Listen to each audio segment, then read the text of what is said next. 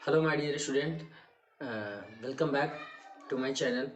आज हम आप लोगों को क्लास 10th CBSE में किस तरीके के क्वेश्चंस पूछे जाते हैं उसका एक सैम्पल पेपर लेके बैठे हैं।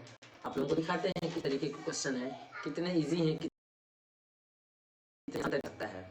तो चलिए स्टार्ट करते हैं कि जो हमारा एक्चुअली में मैं फिजिक्स का टीचर हूँ, तो मैं आप लोगों को इसमें से सेलेक्ट कर करके फिजिक्स का सेक्शन ही कवर अप करा पाऊँगा, ठीक है ना।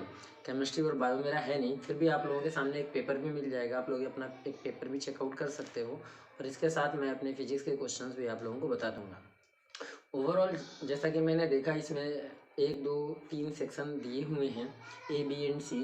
ए सेक्शन में आप देख पा रहे हो, लिखा है कि section A has 24 questions, attempt any 20 questions. Section B has 24 questions, attempt any 20 questions. And section C also has 12 questions, attempt any 10 questions. All questions carry equal marks, there is no negative marking.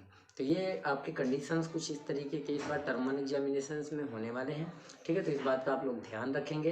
तो चलो अपन लोग जो है select करते हैं physics के question, इनमें से अब फिजिक्स के क्वेश्चन को सिलेक्ट करके अपन लोग स्टार्ट करते हैं कि किस तरीके के क्वेश्चन हैं और किस तरीके से इनको सोल्व करना है, कितने डिफिकल्ट हैं, कितने आसान हैं, ये सब अभी आपके सामने देखने को मिल जाएगा। तो चलो अपन लोग स्टार्ट करते हैं। तो अब हम आ गए क्वेश्चन पेपर पे।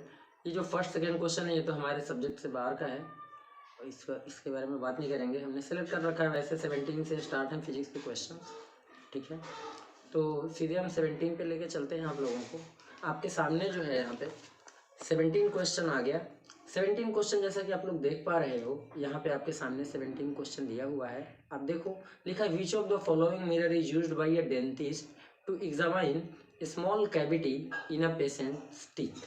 तो डेंटिस्ट कौन सा मिरर यूज करता है स्मॉल कैविटी को चेकआउट करने के लिए, देखने के लिए? तो हमको पता होना चाहिए कि प्लेन मिरर जो होता है सेम साइज का इमेज बनाता है, जिसमें कि एक दे रखा है यहाँ पे।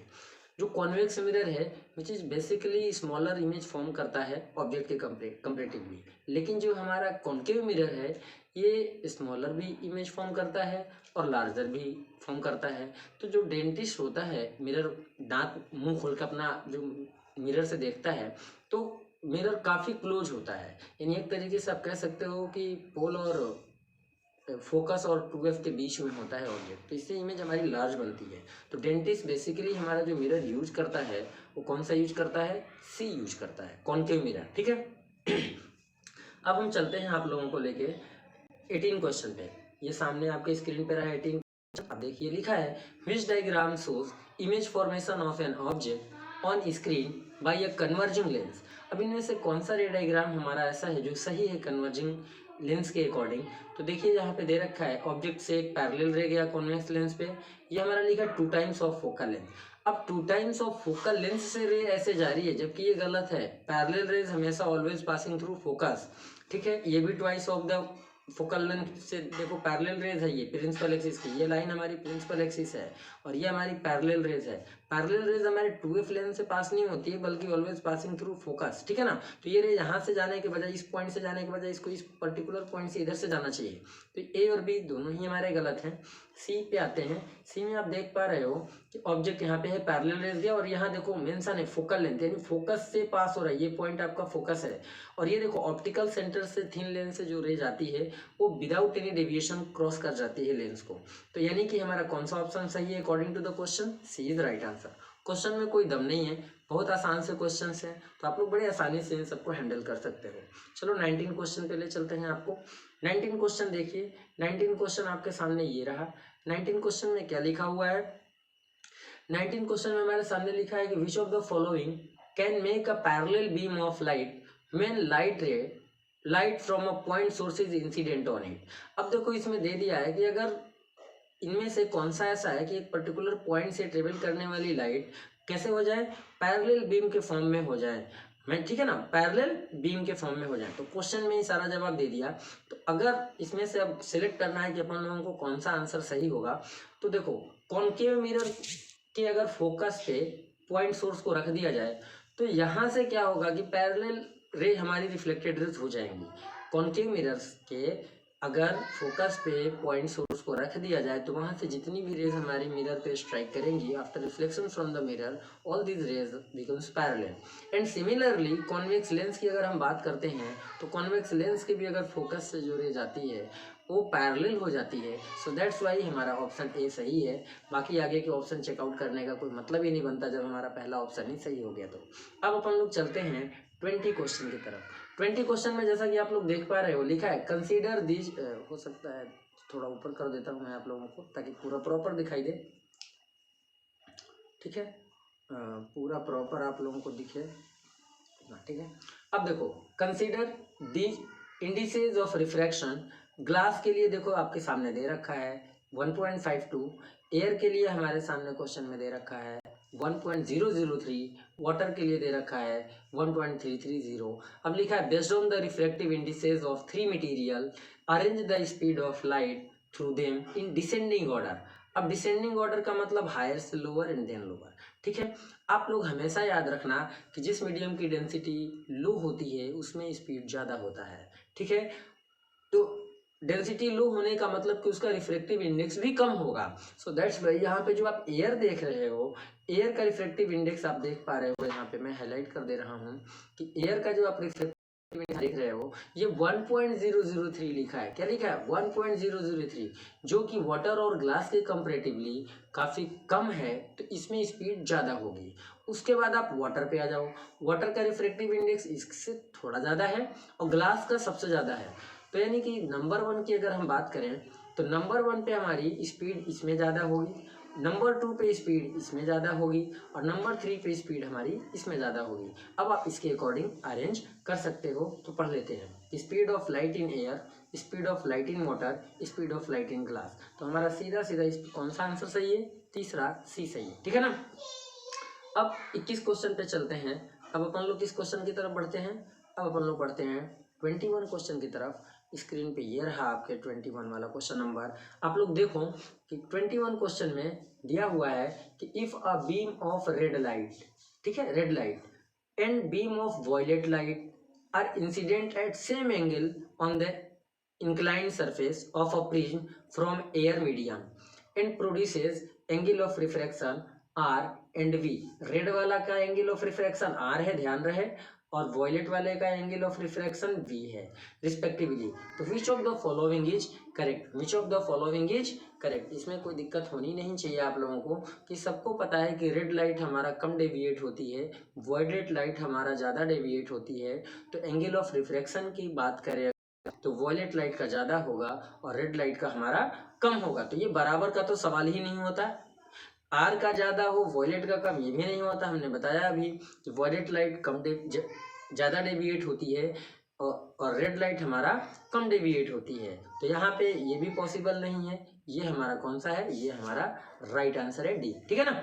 अब चलते हैं इसी तरीके से नेक्स्ट क्वेश्चन की तरफ। अब बढ़ते हैं अपन लोग 21 क्वेश्चन, 21 हो गया। अब चलते हैं 22 क्वेश्चन पे।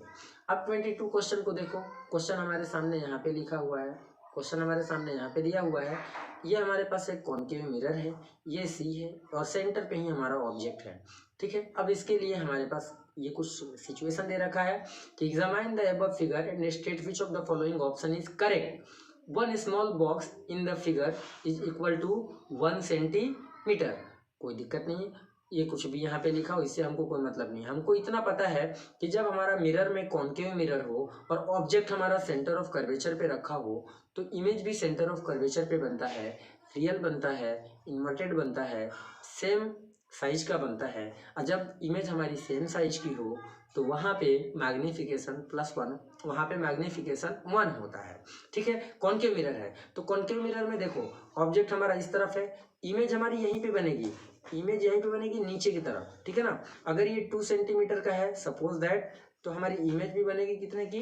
2 सेंटीमीटर की। मैग्नीफिकेशन का तो सिंपल फार्मूला होता ही है कि m बराबर height of image to the height of object. Sign convention rule जब आप लगा दोगे, जब दोनों ही बराबर हैं तो ये प्लस में है, ऊपर के साइन को प्लस लेते हैं और नीचे वाले को माइनस लेते हैं, तो हमारा 2 सेंटीमीटर यहाँ पे प्लस में आएगा, ठीक है। और नीचे वाला 2 सेंटीमीटर हमारा माइनस में आएगा। तो जब इसको सोल्व करेंगे अपन लोग तो रिजल्ट में क्या मिलेगा, माइनस का 1, तो मैग्निफिकेशन माइनस का 1। अब हमारे पास जो ऑप्शन दिया हुआ है ABCD, इसमें 2 ही ऐसे ऑप्शन हैं, एक बी वाला ऐसा ऑप्शन है जिसमें मैग्निफिकेशन -1 है, और एक डी वाला ऐसा ऑप्शन है जिसमें हमारे पास मैग्निफिकेशन -1 है। तो अब बी और डी में से ही सही होगा, कौन सा है अब ये चेकआउट कर लेते हैं। लिखा है the mirror has focal length -3 centimetre and will produce an image of magnification -1। यहाँ लिखा है the mirror has focal length of -6 centimetre and will produce image of magnification -1। तो यहाँ पे चलो इस पे आ जाते हैं। लिखा है कि 1 small box in the figure is equal to 1 centimetre. यार यहाँ पे स्मॉल बॉक्स तो हमको कहीं दिख नहीं रहा है कि यहाँ पे कोई स्मॉल बॉक्स बना हुआ भी हो, तो हम इसमें क्या ही बता दें कि चलो अगर हम इतने को 1 सेंटीमीटर माने, क्योंकि यहाँ पे लिखा है कि 1 small box in the figure. अब यहाँ पे कहीं हमको बॉक्स दिख नहीं रहा है, तो उस हिसाब से भाई देखो हम कोई आइडिया नहीं लगा सकते कि अब यहाँ पे हमारा बी वाला सही है या हमारा डी वाला सही है, क्योंकि फोकल लेंथ फिर हमारा -3 भी हो सकता है और फोकल लेंथ हमारा -6 भी हो सकता है। क्योंकि यहाँ पे जो ग्राफ होता है एक्चुअली में इसमें इस क्वेश्चन में मिस्टेक है कहीं ना कहीं, इसमें कुछ इस तरीके से बॉक्स बने होंगे, ऐसे बना होगा, ठीक है। और एक बॉक्स की लेंथ हमारा 1 सेंटीमीटर दिया हुआ है, तो इसमें तो है नहीं मेंशन, तो है नहीं, तो हम भी कह सकते हैं कि ये फोकल लेंथ तो कॉन्वेक्स है तो नेगेटिव होता ही है, तो ये हमारा 3 सेंटीमीटर भी हो सकता है और ये हमारा 6 सेंटीमीटर भी हो सकता है, ठीक है ना। तो अकॉर्डिंग टू क्वेश्चन हमारा फिर बी भी सही है, क्योंकि इसमें जो फिगर है क्वेश्चन के अकॉर्डिंग तो हमारा इन्हीं दोनों में से कोई सही होगा, लेकिन फिगर में जो बॉक्सेस नहीं बने हैं, तो जब बॉक्सेस नहीं बने हैं तो हम कह सकते हैं कि हमारा बी भी सही है, हमारा डी भी सही है।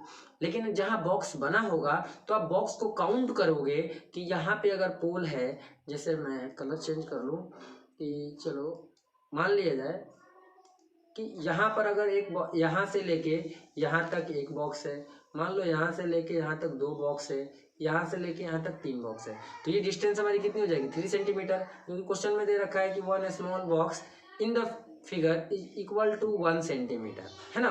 तो एक बॉक्स की लेंथ हम 1 सेंटीमीटर ले लेंगे तो 3 सेंटीमीटर हो जाएगी। अगर यहाँ से यहाँ तक में 6 अगर बॉक्स बने होंगे, जैसे ऐसे मान लो ऐसे बने हों, ठीक है। अब एक हो गया, 2 3 4 5 6, तो हमारी यहाँ से यहाँ तक की लेंथ 6 सेंटीमीटर हो जाएगी। जब 6 सेंटीमीटर हो जाएगा तो ये फोकल लेंथ 3 सेंटीमीटर का आ जाएगा, ये फोकल लेंथ कितना आ जाएगा फिर 3 सेंटीमीटर का आ जाएगा, ठीक है ना। और इसमें हमारे पास फोकल लेंथ की इन्फॉर्मेशन है, ठीक है। तो फोकल लेंथ 3 सेंटीमीटर दे रखा है, तो यहाँ से इतने डिस्टेंस में हो सकता है कि 6 हमारे बॉक्सेस बने हों, हो सकता है यहाँ 12 बॉक्सेस बने हों, तो ये तो हम नहीं बता सकते क्योंकि इसमें कुछ बना नहीं है। तो अभी हम लोग इसको क्या करेंगे, बी और डी दोनों ही करेक्ट रखेंगे। अगर आपके साथ भी ऐसा कुछ सीन होता है एग्जाम में कि क्वेश्चन ऐसे मिल जाते हैं जहाँ कुछ इनकरेक्ट हो, तो आपके पास अगर 2 चॉइसेस हैं, आपको लगता है कि बोथ आर करेक्ट, तो आप दोनों पे टिक कर दो, कोई इशू नहीं है, आपको मार्क्स मिल जाएंगे, ठीक है। तो हम तो यहाँ पे भाई क्वेश्चन में ये जो डायग्राम है इसमें कहीं पे कोई बॉक्स नहीं बना है, तो हम तो इसमें बी और डी दोनों को कंसीडर करेंगे, ठीक है। लेकिन एक बात और ध्यान दें कि भाई ग्राफ पेपर में जो हमारा एक बॉक्स होता है लिटरली लगभग इतना बड़ा तो होता ही है। ग्राफ पेपर का जो बॉक्स होता है वो लिटरली इतना बड़ा तो होता है। इसको यार मिटा दो, छोटा कर दो, हाँ चलो। तो ये लगभग बॉक्स जो होता है वो हमारा बॉक्स इतना बड़ा तो मान लो होता ही है, ठीक है ना, इससे छोटा तो नहीं होता है। तो खैर पी से लेके सी तक में 12 डब्बे तो नहीं बन पाएंगे, 12 बॉक्स तो नहीं बन पाएगा, मैक्सिमम 6 बन सकते हैं। 6 बन सकता है तो ज़्यादा प्रायोरिटी पे हमारे अकॉर्डिंग ये आंसर बी ज़्यादा प्रीफरेबल होना चाहिए, ठीक है, डी नहीं, क्योंकि डिस्टेंस काफ़ी कम है, इसमें 12 बॉक्सेज एडजस्ट करना काफ़ी मुश्किल है, ठीक है ना। तो बी को हम लोग करेक्ट कंसीडर करेंगे। अब चलो आगे बढ़ते हैं। ये क्वेश्चन ज़्यादा समय लिया, ज़्यादा समय लेने का केवल एक रीज़न है कि क्वेश्चन में ही हमारा कहीं ना कहीं मिसप्रिंट है कि ये फिगर हमारा बॉक्स के अंदर नहीं दिया हुआ ग्राफ के अकॉर्डिंग। चलो अब चलते हैं अपन लोग 23 क्वेश्चन पे। 23 क्वेश्चन में आप लोग देख पा रहे हो कि यहाँ पे क्वेश्चन है हमारा, और इस क्वेश्चन में दे रखा है कुछ इस तरीके का कि ये एयर है, ये एयर है, बीच में ये हमारा ग्लास है, ये पॉइंट है, ये एक पॉइंट ऑफ इंसिडेंस है। अब यहाँ से आप देखो कि एक रे एयर से इंटर कर रहा है राइट एंगल पे, सीधा सेंटर पे जा रहा है, तो जो रे सेंटर पे जाती है वो विदाउट डेविएशन चली जाती है, तो ये सीधे सीधे पहुँच गई यहाँ तक। लेकिन जब यहाँ से जाने के बाद एयर में इंटर करेगी तो जाहिर सी बात है लॉ ऑफ रिफ्रैक्शन को फुलफिल करेगा, और लॉ ऑफ रिफ्रैक्शन के अकॉर्डिंग जब रे डेंसर मीडियम से रेयर मीडियम में इंटर करेगी तो नॉर्मल से दूर ही हटेगी, away from the normal move करेगी। तो ये हमारा एंगल आर है और ये हमारा एंगल आई है, डेंसर मीडियम का, और ये एंगल आर है रेयर मीडियम में। अब लिखा है the angle of incidence from air to glass at the point O on the hemispherical glass lens. क्या पूछ लिया यहाँ पे, द एंगल ऑफ इंसिडेंस पूछ लिया from air to glass at point O यहाँ पे है, ये तो सीधे इंटर कर रही है ना भाई। तो जब आप खुद ही सोचो कि ये हमारा मीडियम की कोई बाउंड्री हो और ये हमारा कोई रे हो, और यहाँ पे ये हमारा कोई, ये हमारा, चलो ये हमारा नॉर्मल हो गया, और अगर इसी पे कोई हमारी रे कुछ इस तरीके से इसी पे रे हमारा ट्रेवल आ जाए, इसी पे ट्रेवल करे, तो अब इस 90 डिग्री पे जब मीडियम में एंटर करता है तो उसमें नॉर्मल के साथ कोई एंगल नहीं बनता है। एंगल हमारा कितना बनेगा इसमें, 0 degree. So right answer is 23 का बी। इसमें तो कोई कठिनाई आप लोगों को होनी नहीं चाहिए, पूरा मतलब बेसिक सा क्वेश्चन था लॉ ऑफ रिफ्रैक्शन का। इसके बाद चलो चलते हैं अपन लोग 24 क्वेश्चन पे। 24 क्वेश्चन नंबर आपके सामने ये रहा है स्क्रीन पर, जिसमें दिया हुआ है कि prism A B C BC as base, BC जितने भी फिगर हैं सब में बेस है, placed in different orientation, all these figures are placed in different orientation, a narrow beam of white light is incident on the prism as shown in the below figure. In which of the following diagram after dispersion the third color from the top of the spectrum corresponds to the color of the sky? कि third colour, देखो यहाँ पे क्या लिखा है कि in which of the following diagrams, इनमें इनकी ये जो दिए गए डायग्राम्स हैं इनमें से आफ्टर डिस्पर्सन, यानी कि जब एज वी नो दैट कि when white light passing through a prism it disperse means वो अपने 7 कलर्स के कंपोनेंट में स्प्लिट कर जाता है, टूट जाता है। This phenomena is known as dispersion. और जो 7 कलर के स्पेक्ट्रम्स बनते हैं उन स्पेक्ट्रम्स को अपन लोग क्या बोलते हैं, जो 7 कलर बैंड बनता है उसको स्पेक्ट्रम बोलते हैं, ठीक है ना। अब उसमें से पूछा है जनरली, देखो मैं आपको एक यहाँ पे ड्रॉ कर दे रहा हूँ कि सपोज दिस इज प्रिज्म। आपको ध्यान देने वाली बात है, ये हमारा प्रिज्म है और यहाँ से कोई लाइट, रे ऑफ लाइट ऐसे इंसिडेंट किया, स्ट्राइक किया, तो ये अपने 7 कलर के कंपोनेंट में टूट जाती है, ठीक है ना, ऐसे, और यहाँ से चलो ऐसे, ठीक है। अब ये वाला कलर हमारा रेड होता है और ये वाला कलर हमारा वॉयलेट होता है, तो उस हिसाब से बेस के अकॉर्डिंग पूछा कि the third colour from the top of the spectrum correspond to the colour of sky. तो colour of sky basically blue होता है, तो VIB, बाकी विब्यूर होता है, तो नीचे से हमारा तीसरे नंबर पे ही ब्लू आता है। तो इनमें से कौन सा ऐसा फिगर है जो सही है, तो चेक करते हैं अपन लोग, ठीक है। चेक करने के बाद चलो यहाँ से ड्रॉ करते हैं। यहाँ से देखें कि इन्होंने बोला है फ्रॉम द टॉप, वो भी टॉप से होना चाहिए, ध्यान रहे टॉप से थर्ड कलर हमारा ब्लू होना चाहिए। तो यहाँ से अगर देखा जाए तो ये तो भाई जिस तरीके का है वो तो लगेगा नहीं, क्योंकि ये तो नीचे से आएगा, क्योंकि ये एकदम डायग्राम हमारे जो हमने ड्रॉ किया उसके अकॉर्डिंग है, तो नीचे से हमको तीसरे नंबर पे ब्लू मिलेगा, तो ये हमारा सही नहीं है, ये फिगर हमारा सही नहीं है। एक अकॉर्डिंग चलो देखते हैं कि यहाँ से ऐसे गया, ये सेकेंड वाले फिगर को चेक करते हैं। सेकेंड वाले में नीचे से ऐसे रह गया, अब ये टूटेगा, जब टूटेगा तो ये इधर जाएगा, ये इधर जाएगा, वॉयलेट नीचे चला जाएगा, रेड थोड़ा ऊपर रहेगा। तो देखो अब यहाँ पे वॉयलेट ये है, रेड ये है, तो वॉयलेट से देखो तो वॉयलेट, फिर इंडिगो, फिर ब्लू।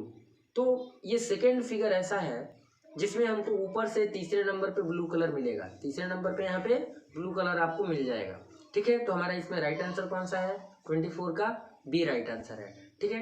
24 के बाद आपके पास इसमें कोई क्वेश्चन नहीं मिलेंगे, 25, 26 ये सब फिजिक्स के क्वेश्चन नहीं हैं, ठीक है।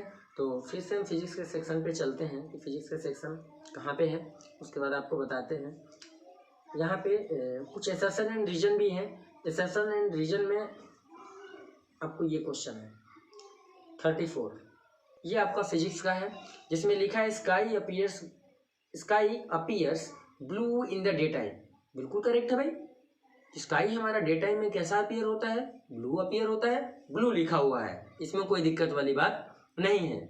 लिखा है रीजन में क्या दिया है कि white light is composed of 7 colours, तो ये भी सही है कि व्हाइट लाइट के अंदर 7 कलर्स होते हैं, लेकिन क्या रीजन एसर्शन को डिफाइन कर रहा है, तो नहीं कर रहा है, लेकिन दोनों ही ट्रू हैं, एसर्शन इज ऑल्सो ट्रू, ठीक, रीजन इज ऑल्सो ट्रू, लेकिन reason is not a correct explanation of ए।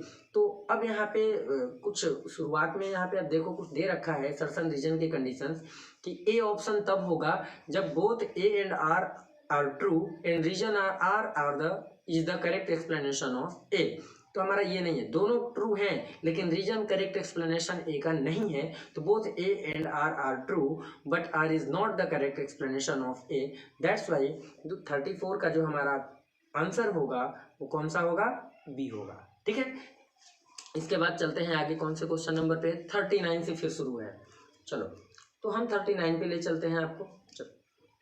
39 पे हमारे सामने फिर फिजिक्स का क्वेश्चन है। लिखा है the power of lens is -4 dioptre then it means that the lens is a.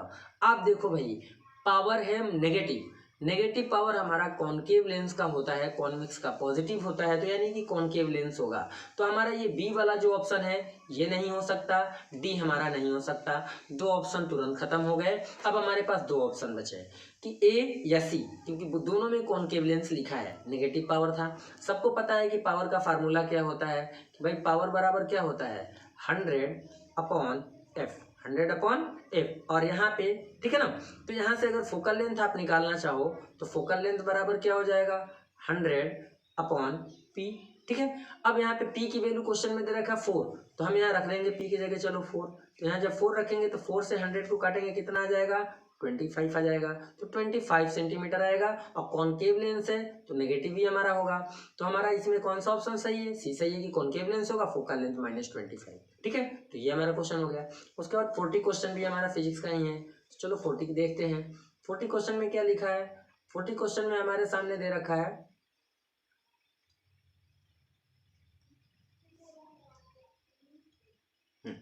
40 question में, चलो देखते हैं। 40 क्वेश्चन में लिखा है कि ray from sun converge at a point 15 centimetre in front of a concave mirror. अब ध्यान से पढ़ो कि रेज फ्रॉम सन से ट्रेवल करने वाली रेज कन्वर्ज हो रही हैं at point 15 centimetre in front of concave mirror. तो अगर कॉनकेव मिरर से 15 सेंटीमीटर के डिस्टेंस पर कन्वर्ज हो रही हैं, इसका मतलब ये कॉनकेव मिरर का क्या है, फोकल लेंथ है। क्योंकि सन से आने वाली जो रेज हैं, सन काफी डिस्टेंस पे है, तो वहां से ट्रेवल करने वाली रेज जो हम मिरर पे स्ट्राइक करेंगी उससे अपन लोग पैरेलल कंसीडर करते हैं। सो दैट्स व्हाई ये फोकल लेंथ हो जाएगा। क्या हो जाएगा, ये हमारा फोकल लेंथ हो गया। अब लिखा where should an object be place so that size of its image is equal to the size of the object. तो आपको हमको पता है कि जब ऑब्जेक्ट रेडियस के डिस्टेंस पे रखा जाए तो उसकी इमेज सेम साइज की बनती है। अब फोकल लेंथ 15 है तो रेडियस क्या होता है twice of the focal length, तो 15 का ट्वाइस करेंगे कितना आ जाएगा 30 सेंटीमीटर आ जाएगा। कितना आ जाएगा 30 सेंटीमीटर। तो 30 centimetre in front of the mirror. तो हमारा 40 का कौन सा ऑप्शन सही है, ए सही है। कौन सा ऑप्शन सही है, ए सही है। ठीक है, अब चलते हैं 41 क्वेश्चन, नहीं 41 फिजिक्स का नहीं, अब कहाँ से है 40 के बाद 43 है। चलो 43 पे आते हैं। चलो अब देखो बच्चों, अब हम आप लोगों को लेके आ गए हैं ये क्वेश्चन नंबर 43 पे। 43 में देखो क्या लिखा है, if the real image of candle flame formed by a lens is 3 times, देखो 3 times the size of the flame and distance between lens and image is 80 centimetre, at what distance should the candle be placed from the lens. देखो तो इसको तो अपन लोगों को calculate करना पड़ेगा भाई। क्या दे दिया है कि रियल इमेज हमारी फॉर्म हो रही है, एक तो हमारे पास ये इन्फॉर्मेशन है कि रियल इमेज है, दूसरा कि formed by a lens is 3 times size of the flame, 3 times form हो रही है। तो एक चीज तो देखो क्लियर कर देता हूं मैं आप लोगों को कि इस क्वेश्चन में कहीं पे भी किसी लेंस का जिक्र नहीं है, कहीं लेंस का इन्फॉर्मेशन नहीं है कि लेंस किस तरीके का है, लेकिन इमेज की इन्फॉर्मेशन है कि image is 3 times the size of the object और लेंस हमें पता करना है।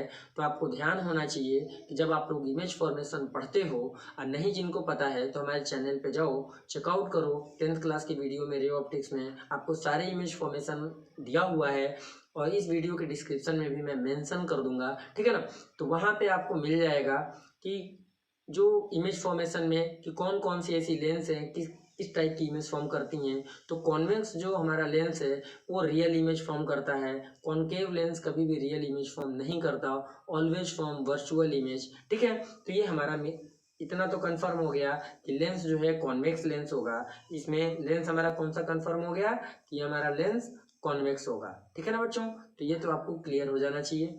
अब हमको दे दिया है कि ये 3 टाइम्स है, distance between lens and image is 80 centimetre. तो डिस्टेंस बिटवीन लेंस और इमेज जो है which is equal to image distance, और इमेज डिस्टेंस को किससे लिखते हैं, v से लिखते हैं। किससे लिखते हैं, v से लिखते हैं। तो at what distance should the candle be placed from the lens, कि कहाँ पे भैया रखा जाए, और कोई इन्फॉर्मेशन इन्होंने नहीं दिया है। तो सबसे पहले तो हमको यहाँ मैग्नीफिकेशन लगाना पड़ेगा, क्योंकि मैग्नीफिकेशन की वैल्यू इन्होंने दे रखा है कि 3 है।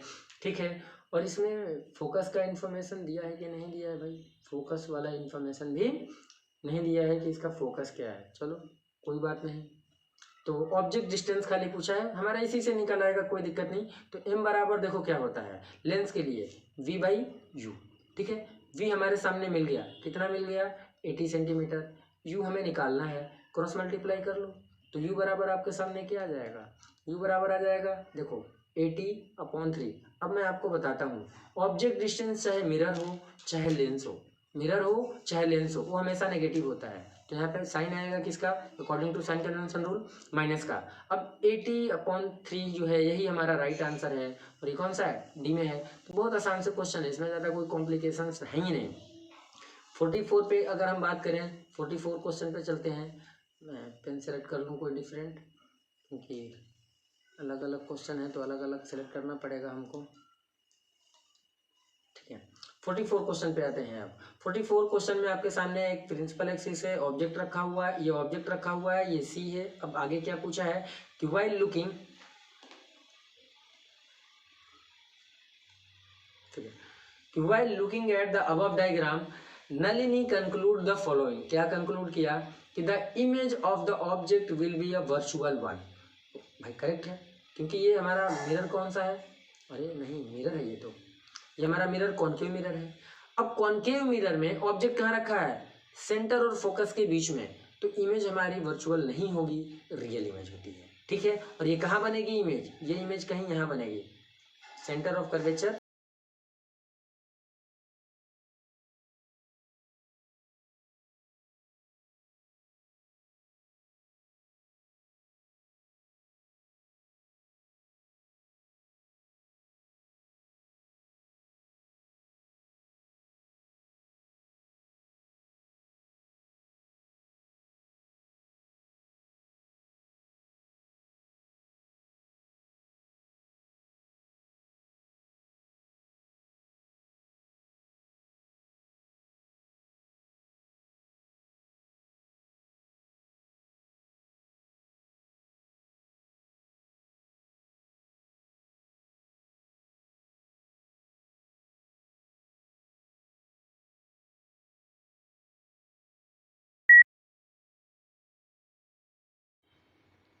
चलो कनेक्ट हो गया बच्चों। एक्चुअली में मेरा वेबकैम अभी चला गया था, तो इस छोटी सी डिस्टरबेंस के लिए हम आप लोगों से क्षमा चाहते हैं। ये सब होता रहता है, ये सब टेक्नोलॉजी ज़रूर है, धोखा दे देते हैं समटाइम्स, कभी कभी क्या किया जा सकता है इसके लिए। ठीक है ना, तो ये हमको थोड़ा सा धोखा दे दिया था, और उसके धोखेबाज तो पूरा टेक्नोलॉजी आजकल क्या किया जाए, चलता रहता है। चलो क्वेश्चन पे फिर से वापस आते हैं कि भाई नल ये हमारा है, सामने आपके क्वेश्चन किया हमारा कॉन्केव मिरर है, object is placed between centre of curvature and focus. तो इमेज हमारी सेंटर से पहले बनेगी, रियल बनेगी, साइज में बड़ी बनेगी, इन्वर्टेड। रियल इमेज हमेशा इन्वर्टेड होती है, ये आप लोगों को ध्यान रखना है। Real image is always inverted, virtual image are always erect. ठीक है ना, तो ये आपको ध्यान रखना है। तो पहले इन्होंने क्या कंक्लूड किया कि the image of the object will be virtual one. गलत, पूरा काटो इसको, बढ़िया से काटो। The reflected ray will travel along the same path as the incident ray but in opposite direction. हाँ ये तो सही है भाई, इसमें कोई दिक्कत नहीं है, क्योंकि ये रे जिधर जा रही है रिफ्लेक्ट बैक होकर उधर ही आएगी, क्योंकि इसको देखो पाथ कैसा है, सेंटर से, और सेंटर की तरफ से जो रे हमारी ट्रेवल करती है वो सेंटर पे ही आती है। इसमें कोई डाउट होना नहीं चाहिए आप लोगों को। ठीक है, इसमें कोई डाउट आप लोगों को होना नहीं चाहिए, तो आप लोग इस बात के लिए बिल्कुल भी घबराए नहीं। ठीक है ना, जो जहाँ पे होता है वो वहीं से एकदम ट्रेवल करेगा। सेंटर से अगर जा रहा है तो सेंटर पे ही वापस रिट्रेस करेगा। तो इसमें हमारा 44 का बी सही है, 44 का हमारा बी वाला सही है, इसमें कोई दिक्कत नहीं है। Reflected ray will travel along the same path as the incident ray but in opposite direction. ठीक है, तो ये हमारा सही है, इसमें कोई दिक्कत नहीं। अगला भी देख लेते हैं कि the image of the object will B inverted, ये भी हमारा सही है। देखो ये भी सही है, ये भी सही है। This is a concave mirror and hence the focal length will be negative, ये भी सही है। तो देखो सेकेंड, थर्ड, फोर्थ, ये तीनों सही है। अब ऑप्शन पे चलते हैं। सेकेंड, थर्ड, फोर्थ किस पे है? सी पे। सी हमारा सही है। ठीक है, तो सी हमारा सही हो गया। अब आगे चलते हैं, कौन सा क्वेश्चन नंबर है भाई आगे? अच्छा 45 भी है। ठीक है, अब चलते हैं हम लोग 45 क्वेश्चन पे। तो दिख ही रहा था 45 क्वेश्चन। चलो चेक करते हैं। 45 में देखो मीडियम 1, मीडियम 2, मीडियम 3, मीडियम 1। देखो ऊपर का मीडियम ये और यहाँ पे मीडियम सेम है, बीच में अलग अलग है। रे हमारी कुछ ऐसे जा रही है। मीडियम 2 में देखो इधर बेंड हुई, फिर इधर गई, फिर सीधे निकल गई। अब इसमें क्या गया, पूछ लिया कि इसमें कौन सा कंडीशन सही है, कौन सा कंडीशन सही नहीं है। तो चलो देख लेते हैं कि अगर इससे 1 और 2 को कंपेयर करें तो 2 तो डेंसर है, क्योंकि रे हमारी नॉर्मल की तरफ बेंड हुई है। तीसरे की बात करें तो तीसरे में आप देख पा रहे हो कि तीसरा मीडियम जो है दूसरे और तीसरे में, तो रे हमारी नॉर्मल से थोड़ा दूर हटी है, नॉर्मल से दूर हटी है। एक्चुअल में कलर में चेंज कर लेता हूँ। कौन सा कलर ले लीजिएगा जो आपको दिखाई दे? ये दिखाई देगा क्या? तो एक्चुअल में यहाँ पर रे को थोड़ा ऐसे आना चाहिए था, जबकि नॉर्मल से दूर हटी है। ठीक है ना, और इसमें रे को ऐसे जाना चाहिए था, ये नॉर्मल की तरफ बेंड हुई है। तो ये तो हमारा डेंसर मीडियम हो गया 1 के कंपेरेटिवली। और सेकंड के कंपेरेटिवली तीसरे मीडियम की अगर हम बात करें, ठीक है ना, ये तीसरे मीडियम की बात करें तो ये रेयर हो गया, क्योंकि नॉर्मल से रे दूर हटी है। ठीक है, अब बात करते हैं, आ जाते हैं कलर भैया, अच्छा वाला सिलेक्ट हो जाओ जो दिखाई दे। ठीक है, अब तीसरे मीडियम से जब पहले मीडियम में आ रहे तो देखो सीधा सीधा दिख रहा है, इसका मतलब इसका रिफ्रैक्टिव इंडेक्स इसका रिफ्रैक्टिव इंडेक्स एक जैसा है, ये सेम है। तो तीसरा पहला सेम है, दूसरा डेंसर मीडियम है। क्लियर हो गया पूरा पूरा यहाँ से। अब चेक कर लेते हैं कि इसमें हमारा कौन सा ऑप्शन सही है। कि medium 1 is denser than the medium 3, गलत जवाब, काट दो इसको। मीडियम 2 इज रेयरेस्ट मीडियम, गलत। Medium 3 is denser than medium 1, गलत। Medium 1 and 3 are essentially the same medium but the medium 2 is denser than 1, हाँ बिल्कुल। तो ये हमारा ये है, हमने बता दिया, क्योंकि तीसरे से जब पहले मीडियम में रे ट्रेवल कर रही है तो सेम पाथ पे ट्रेवल कर रही है, मतलब मीडियम 3 और medium 1 both are having same density, तो ये सेम मीडियम है, जबकि सेकंड हमारा डेंसर हो जाएगा। ठीक है ना, क्योंकि रे जब मीडियम 1 से सेकंड में आ रही है तो बेंड हो रही है टुवर्ड्स द नॉर्मल। तो इसका हमारा डी ऑप्शन सही है। अब चलो आगे चलते हैं नेक्स्ट क्वेश्चन की तरफ। नेक्स्ट क्वेश्चन हमारा 46 है बेटा। 46 में आपको दे रखा है कि फ्लिंट ग्लास है जिसका रिफ्रैक्टिव इंडेक्स दे रखा है कि flint glass of refractive index 1.65 and that for alcohol का 1.36 विद रिस्पेक्ट टू एयर। तो what is the refractive index of flint glass with respect to alcohol? तो किसका पूछा है? फ्लिंट ग्लास का पूछा है विद रिस्पेक्ट टू एल्कोहल। तो यानी आपको रिफ्रैक्टिव इंडेक्स किसका पूछा है? ग्लास का पूछा है। किसके रिस्पेक्ट में? एल्कोहल के रिस्पेक्ट में पूछा है।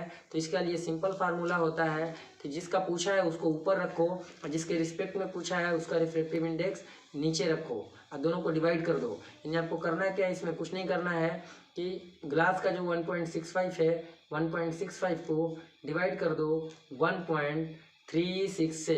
अब आपके सामने जो भी आंसर आ जाए वो सही हो जाएगा। जो भी आंसर आ जाए 1 पॉइंट समथिंग आएगा, 1 पॉइंट समथिंग में देखो बेटा बी भी है, सी भी है, डी भी है, तो इनमें से कोई ना कोई एक हो जाएगा। डिवीजन करने के बाद आपको पता चल जाएगा। ठीक है, क्वेश्चन नंबर ये 46 है। क्वेश्चन नंबर 40, हाँ क्वेश्चन नंबर हमारा 46 है। तो डिवाइड करो भाई, इसको डिवाइड करने के बाद आप लोग इसमें से चेक कर लेना। फिलहाल ए तो नहीं होगा, ए के अलावा ये इन्हीं में से कोई एक हो सकता है। तो इन्हीं में से कोई एक आंसर आएगा 1 पॉइंट समथिंग करके। ठीक है, तो डिवीजन करके आप लोग चेक कर सकते हो। नेक्स्ट आगे बढ़ते हैं। ये हमारे पास दिया है 47 क्वेश्चन, इसका ये रे डायग्राम आपके सामने दिया हुआ है। 47 क्वेश्चन का रे डायग्राम दिया हुआ है। चलो रे डायग्राम पे आते हैं। और क्या दिया है कि the above lens has the focal length 10 centimetre, the object of height 2 mm is place at a distance of 5 centimetre. यानी ये आपके सामने यू है, ऑब्जेक्ट की हाइट दिया है और यहाँ पे फोकल लेंथ दिया है। तो ये हमारा एफ है, ये हमारा यू है। From the pole find the height of the image, height निकालना है। आपके पास फोकस दिया है, आपके सामने यू दिया है, वी निकाल सकते हैं अपन लोग। क्या निकाल सकते हैं? वी निकाल सकते हैं। तो सबसे पहले हम लोग ये फार्मूला यूज करेंगे कि 1 अपॉन,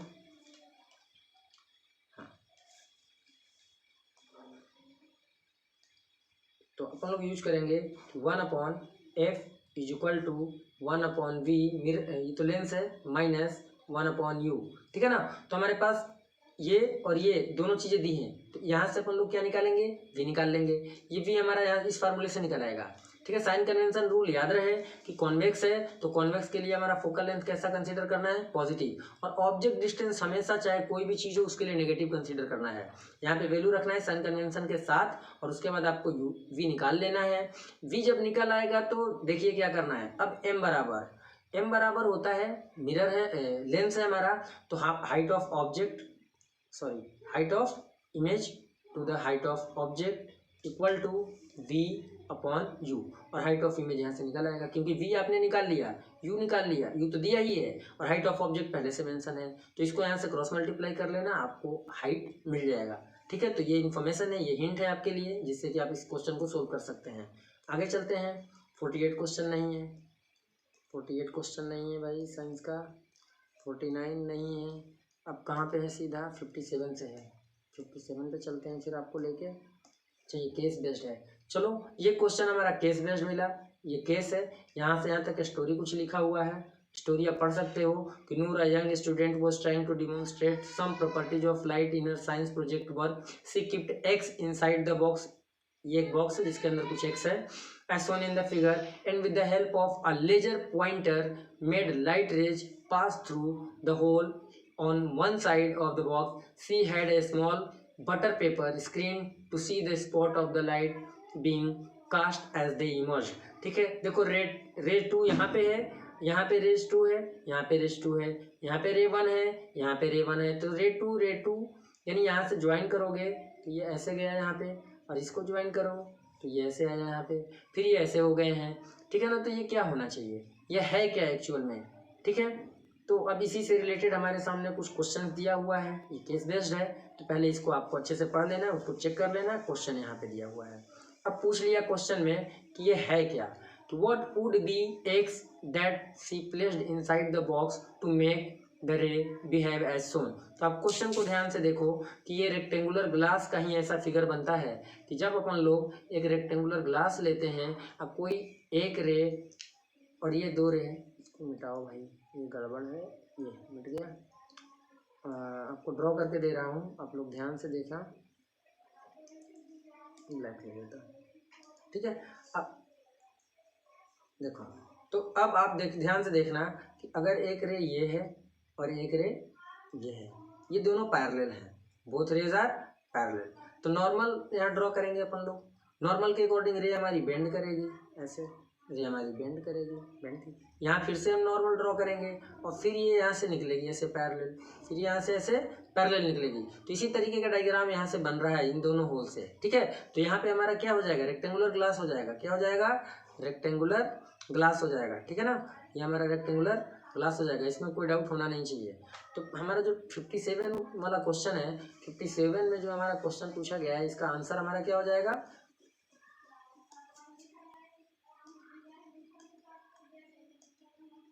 57 का हमारा हो जाएगा rectangular glass, converging lens, parallel side glass block.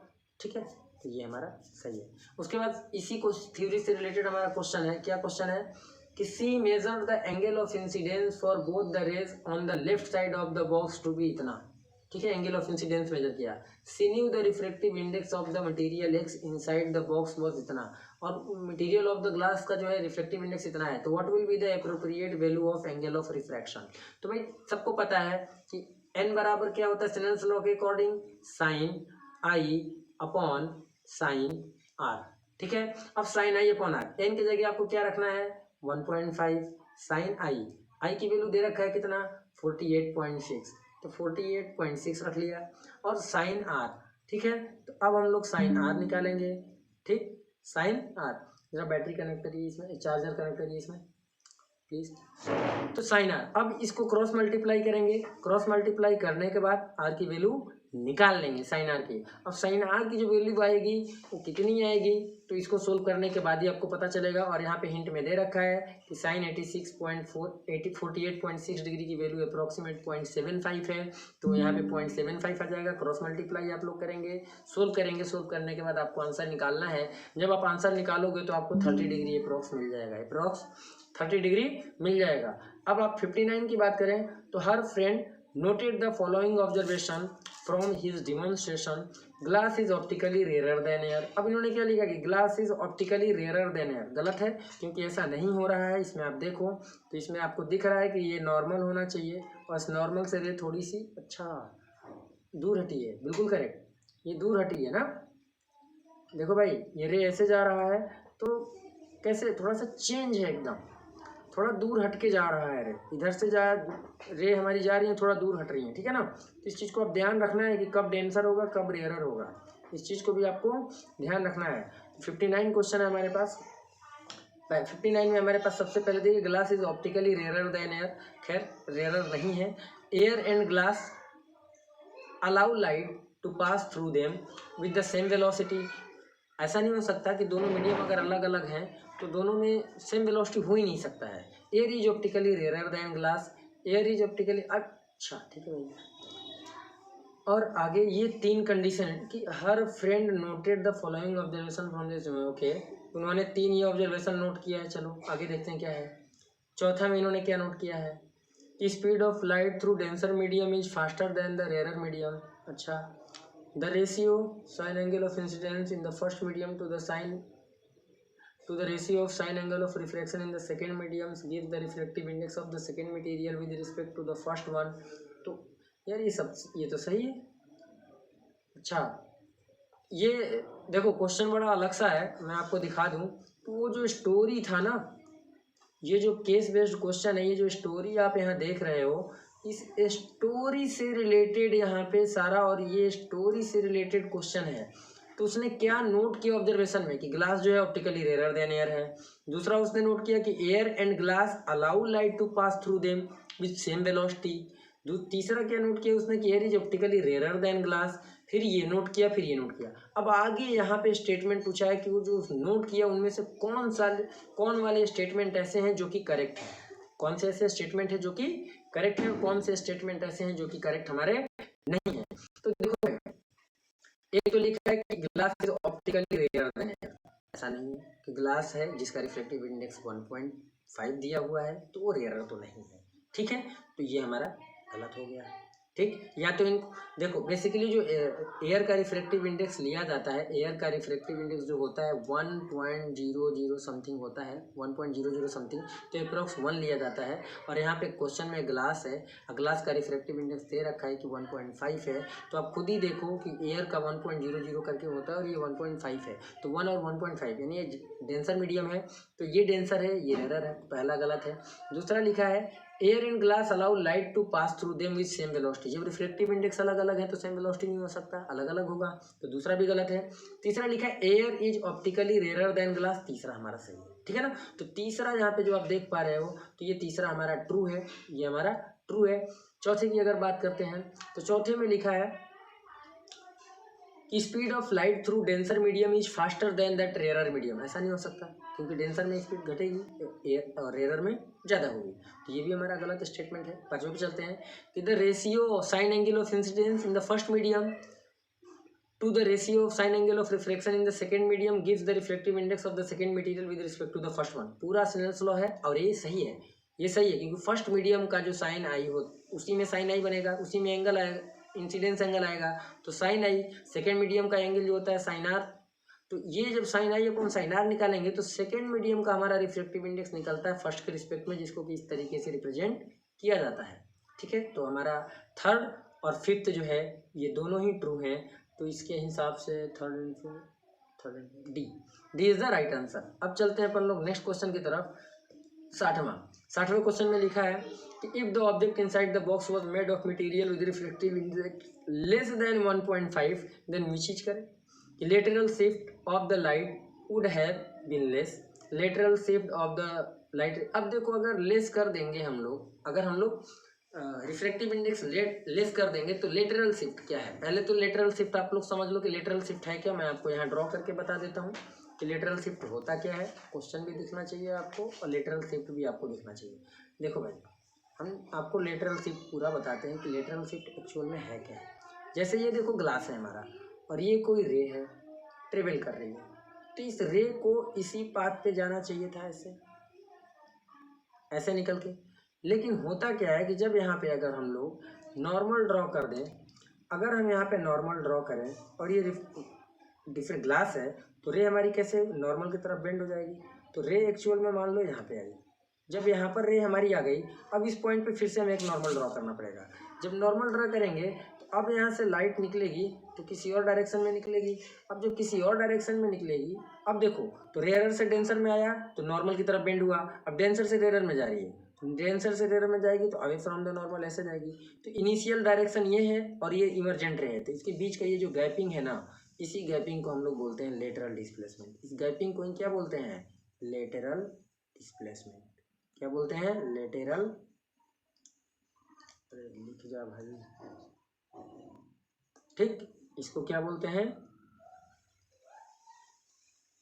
Lateral displacement. यही है हमारा लेटरल डिस्प्लेसमेंट, ठीक है। तो इस तरीके से हमने आप लोगों को आज सारा क्वेश्चंस करा दिया। आप लोग प्रैक्टिस करना, जितना ज़्यादा हो सके उतना ज़्यादा प्रैक्टिस करना। अगर कोई दिक्कत हो तो फ़ौरन आप हमें बताना, हम आपको सोल्व करेंगे। कमेंट करना, कमेंट में सारे जवाब मिल जाएंगे, ठीक है। जितना ज़्यादा आप हमसे सवाल पूछोगे उतना ज़्यादा सोल्यूशन हम आपको बताते चलेंगे, ठीक है बच्चों। तो आज के लिए इतना ही। Thank you so much.